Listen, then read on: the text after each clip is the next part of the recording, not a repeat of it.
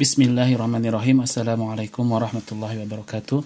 Alhamdulillahirabbil alamin wa bihi nasta'inu ala umuri dunya waddin wassalatu wassalamu ala asyrafil anbiya'i wal mursalin nabiyina Muhammadin wa ala alihi wa ashabihi ajmain amma ba'd. Santri kelas Munada yang semoga Allah Ta'ala muliakan, alhamdulillah kita lanjutkan pelajaran ya. Pelajaran kali ini hanya akan membahas tentang khulasah ya, ringkasan atau rangkuman dari isim-isim yang mansub.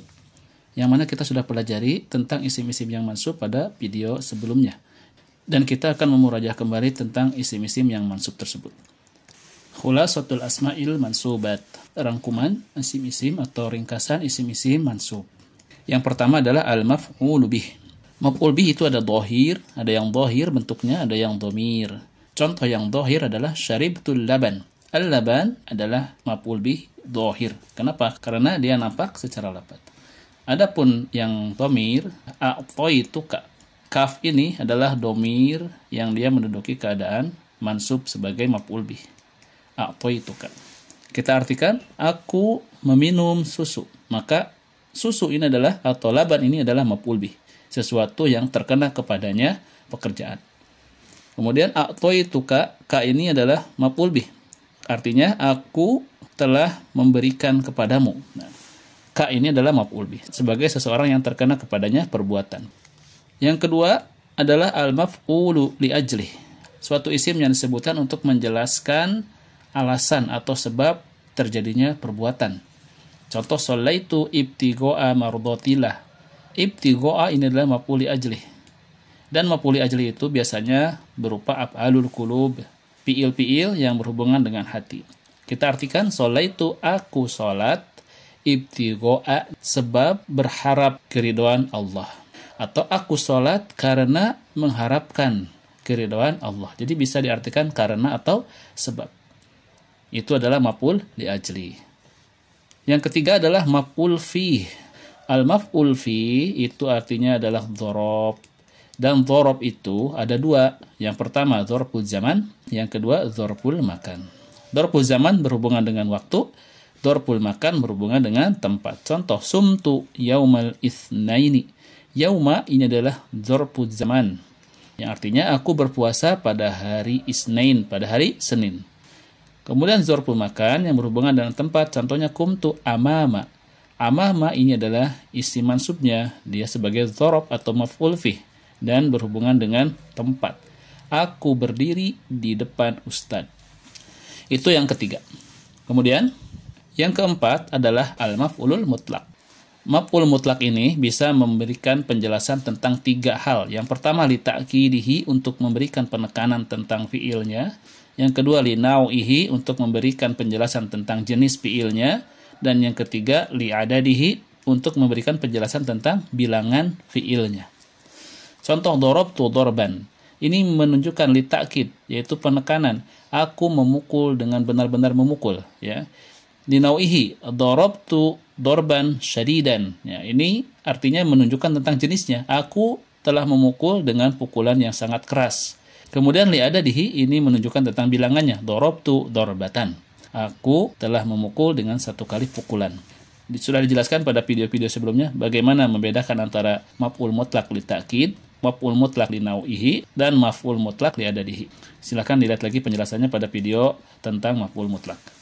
Kemudian yang kelima adalah maf'ul ma'ah. Al-maf'ulu ma'ah, yaitu maf'ul yang menjadi sesuatu yang dijadikan penyerta, tetapi bukan dari satu jenis, ya.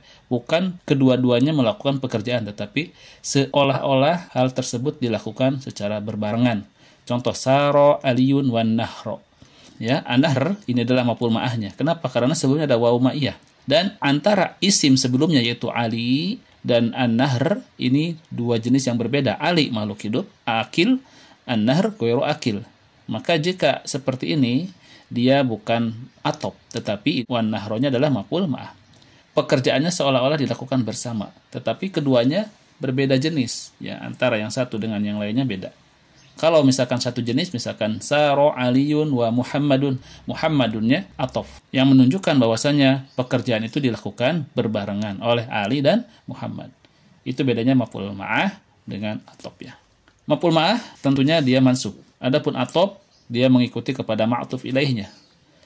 Yang berikutnya adalah al-hal, yaitu yang menjelaskan tentang keadaan terjadinya perbuatan. Untuk siapa? Untuk fa'il ataupun maf'ul bihnya. Contoh di sini ada hal itu ada yang mufradah, yang dia terdiri dari satu kata. Contoh, sholaitu jalisan. Ini jalisan, ini mufrad, satu kata saja. Artinya, aku sholat dalam keadaan duduk. Jalisan adalah halnya, menerangkan tentang bagaimana keadaan fa'il dalam melakukan pekerjaan tersebut. Ada juga hal itu dalam bentuk jumlatun ismiyatun, ya, jumlah ismiyah. Kalau jumlah ismiyah berarti terdiri dari mubtada dan khobar. Contohnya, la tashrob wa anta qa'imun. Anta ini mubtada, qa'imun ini khobar.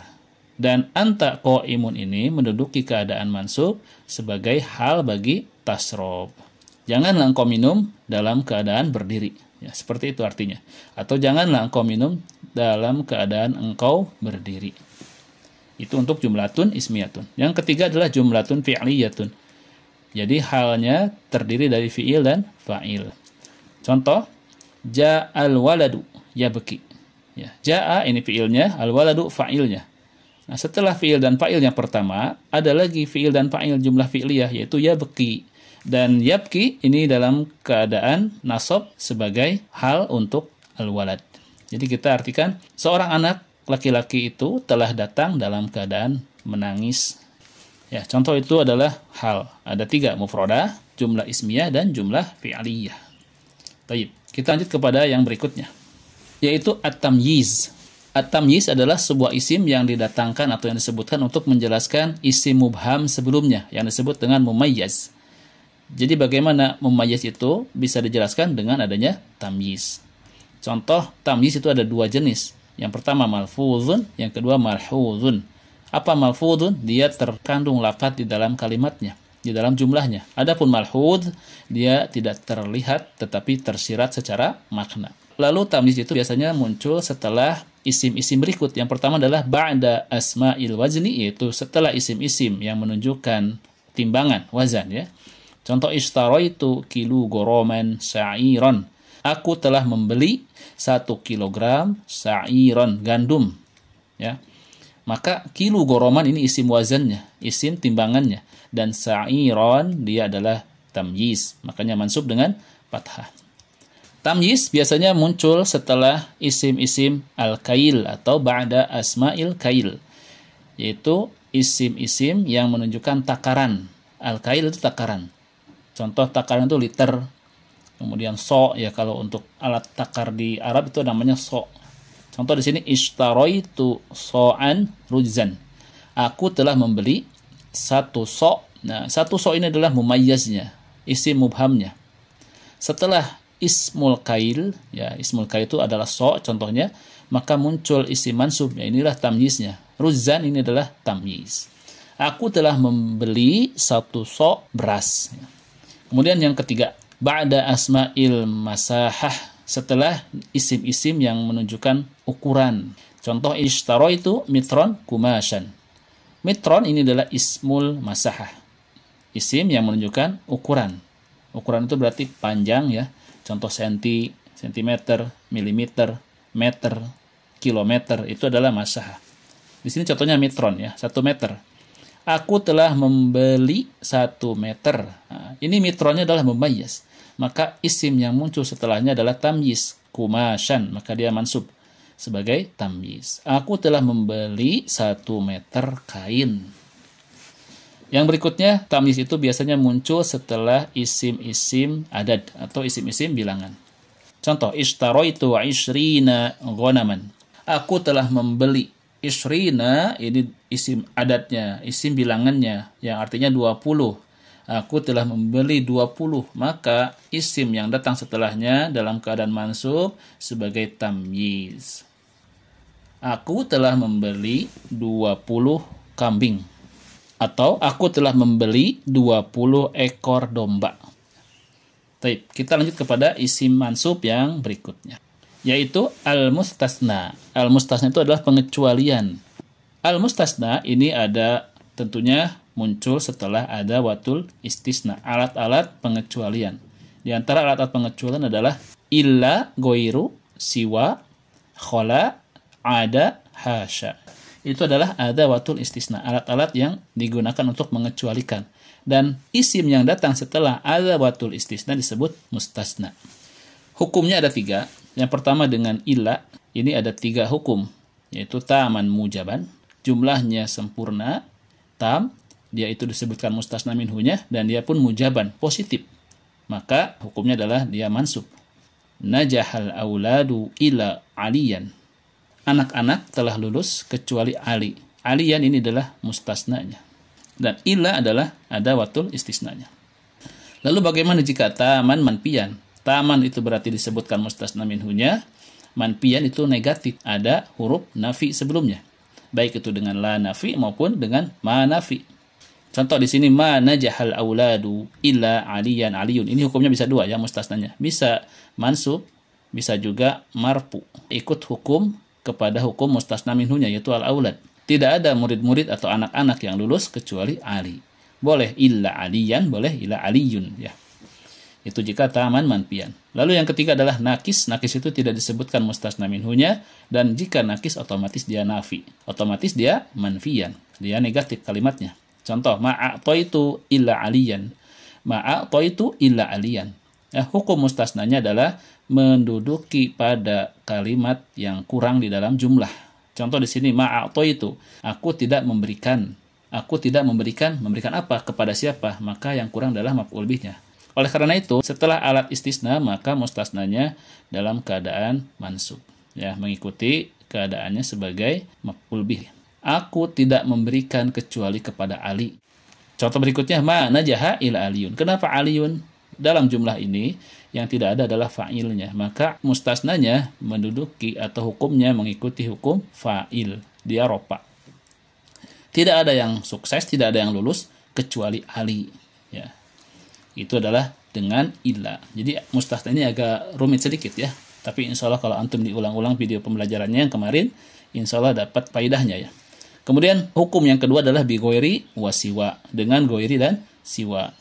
Yang menjadi pembedanya adalah pada ghoirinya. Adapun mustasnanya dia selamanya dalam keadaan majrur. Daiman, majrur selamanya. Jadi hukum mustasna untuk yang menggunakan adawatul istisnanya ghoiri wa siwa, maka mustasnanya dalam keadaan majrur sebagai mudhof ilaih bagi ghoiri wa siwa. Namun yang berubah adalah pada ghoirinya. Bisa ghoiru, bisa ghoiro, bisa ghoiri. Tergantung kepada hukum yang sebelumnya, itu pada hukum illa. Jadi hukum mustasnanya dengan illa itu berlaku bagi ghoiri itu sendiri. Ya. Contoh di sini taman mujaban. Tam itu yang disebutkan mustasna minhunya, mujaban itu yang positif. Rosabal auladu. Nah, jika taman mujaban kan mustasnanya adalah mansub ya. Sebagaimana tadi dijelaskan. Maka yang menjadi mansub adalah ghoironya. Adapun mustasnanya, alinya ini adalah majrur daiman sebagai mudhof ilaih bagi ghoiro. Rosabal auladu ghoiro aliin. Ya. Murid-murid telah gagal selain Ali atau kecuali Ali. Kalau taman manfian bagaimana? Ya, contoh di sini ya, ma rosabal auladu. Nah, ini boleh 2 juga seperti yang taman manfian pada illa. Dia ghoiro bisa, ghoiru bisa. Kalau ghoiro dia mengikuti hukum mustasna, kalau ghoiru dia mengikuti keadaan atau irobnya mustasna minhunya. Adapun aliyin ini mustasnanya dia dalam keadaan majrur sebagai mudhof ilaih bagi ghoiro. Ma rosabal auladu ghoiro atau ghoiru aliyin. Tidak ada murid-murid yang gagal selain Ali atau kecuali Ali. Kemudian jika nakis itu pun sama, yang berubah adalah ghoironya. Marosaba ghoiru. Nah, ini dia menduduki keadaan sebagai i'robnya fa'il. Kenapa? Karena jumlah ini yang kurang adalah fa'il. Marosaba, tidak ada yang gagal. Ghoiru aliyin. Aliyin majrur daiman sebagai mudhof ilaih bagi ghoiru. Baik. Adapun siwa semuanya sama ya, tidak ada perubahan. Siwa semuanya. Mau mansub, majrur, marfu, semuanya tetap siwa. Karena siwa itu adalah isim mabni. Ya. Adapun fi mahalnya dalam keadaannya berubah berbeda-beda sesuai dengan kedudukannya di dalam jumlah. Dan mustasnanya isim yang terletak setelah siwa itu dalam keadaan majrur sebagai mudhof ilaih bagi siwa. Baik. Lalu bagaimana jika dengan khola, ada, wa hasya? Silakan lihat lagi ya contoh-contoh atau penjelasan selengkapnya pada video sebelumnya. Di sini hanya contohnya saja yang disampaikan. Roja al-auladu khola aliyan, ya mansub ya. Al-mustasnanya adalah aliyan. Roja al-auladu khola aliyin. Kenapa dia bisa aliyin? Nah, ini karena jika ada watul istisnanya khola, dia boleh atau yazuz mansub au majrur ya. Adapun untuk contoh ada hasya tidak dicantumkan di sini ya. Silakan lihat lagi video sebelumnya. Kemudian yang ke-9 adalah khobaru kana. Khobar kana itu ada yang mufrad, ada yang goir mufrad sebagaimana khobarnya mubtada ya. Kana Muhammadun nabiyan ya. Nabiyan ini adalah khobar kana. Dia mansub. Tanda nasabnya adalah fathah. Dia adalah khobar mufrad, terdiri dari satu kata.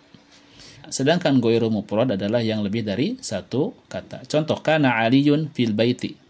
Ini fil baiti adalah khobar kana yang bentuknya goiru mufrad, yaitu terbangun dari jar wa majrur, syibhul jumlah.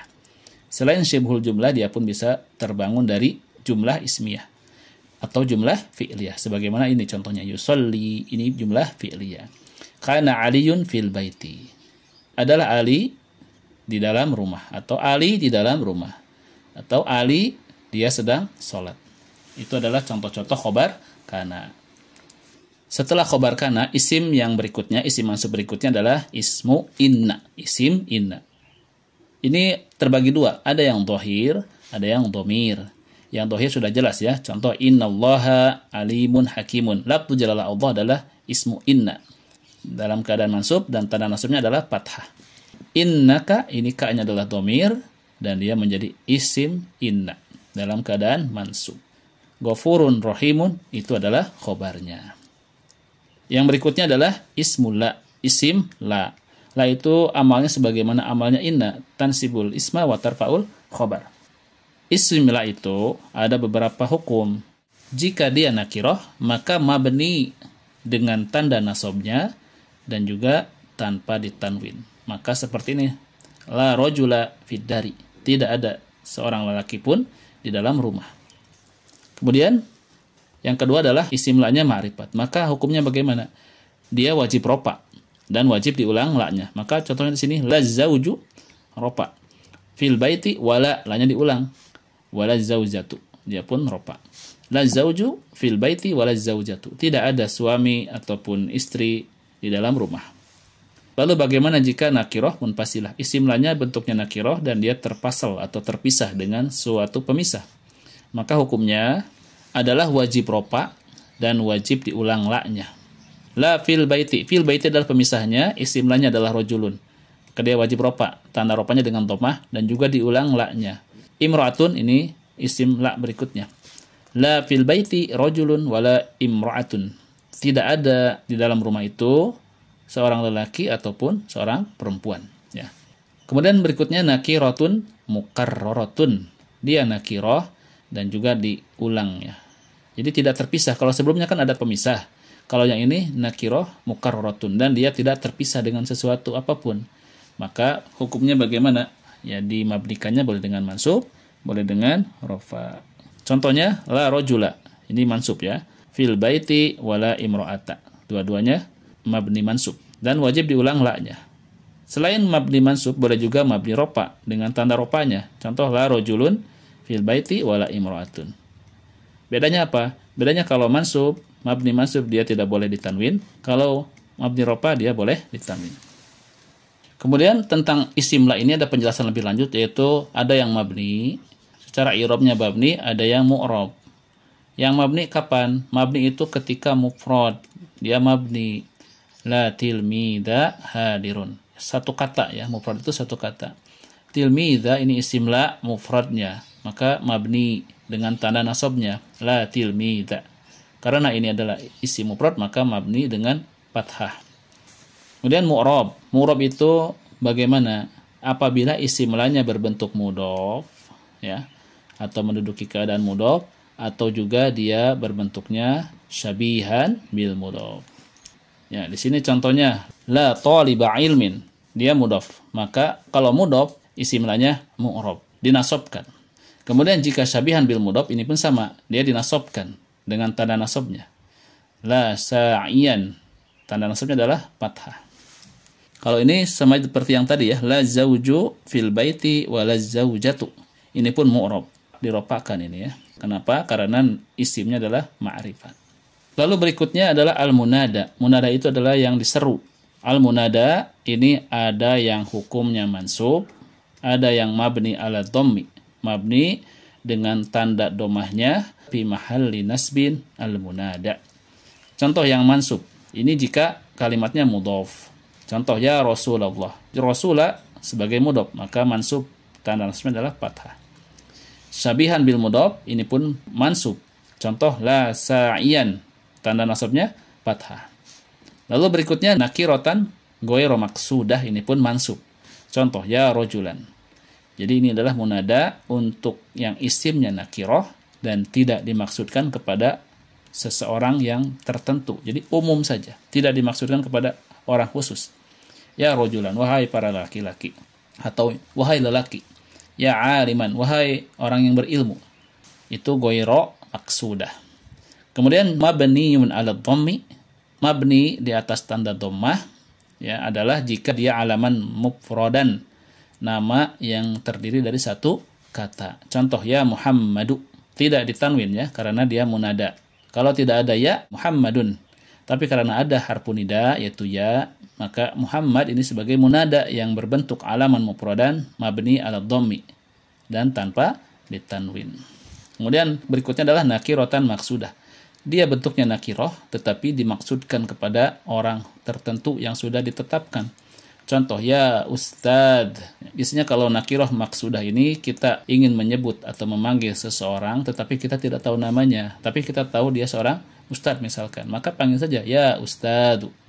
Maka kita memanggil seseorang yang sudah ditentukan tapi dalam bentuk nakiroh. Ini pun tidak ditanwin dan mabni ala dhammi, di atas tanda dhammah dalam keadaan mansub sebagai munada. Berikutnya, at-tawabi ini sebetulnya belum dijelaskan ya, jadi mungkin tidak akan Anda jelaskan di sini. Hanya saja at-tawabi itu ada 4, yaitu na'at, atop, taukid, dan badal. Insya Allah kita akan bahas pada majrurat ya. Di sini ada tamrin ya.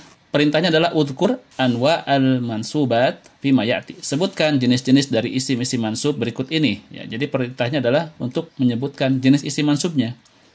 Itu saja perintahnya. Contoh di sini ra'aitu Rasulullahi. Nomor 1 cari mana isim mansubnya. Anak kasih contoh 1 ya. Isim mansubnya adalah Rasulah. Nah, Rasulah ini sebagai apa isim mansubnya? Kita tahu kalau ini fi'il dan fa'il, ra'aitu ini fi'il dan fa'il, maka yang datang setelahnya biasanya maf'ul bih. Maka Rasulah sebagai maf'ul bih. Sebutkan saja ini maf'ul bih ya. Kemudian nomor 2, innal ma'a tahurun. Mana cari isim mansubnya? Ya, kalau sudah ketemu, tentukan dia mansub sebagai isim apa. Nomor 3 sampai nomor 30, ya itu ada 30 nomor semuanya, silahkan nanti dikerjakan. Di Liko kita akan bahas satu persatu dan antum semua akan ditanya ya. Jadi silahkan dikerjakan dulu, jangan sampai di Liko belum dikerjakan. Kerjakan sebelum di Liko, nanti ketika di Liko tinggal jawab saja sesuai jawaban yang antum sudah kerjakan. Taib, itu saja yang bisa Anda sampaikan. Sampai jumpa di Liko, insya Allah kita akan bertemu lagi dengan materi berikutnya yaitu majruratul asma, isim-isim yang majrur. Semoga bermanfaat. Subhanakallahumma wa bihamdika asyhadu an la ilaha illa anta astaghfiruka wa atubu ilaik. Wassalamualaikum warahmatullahi wabarakatuh.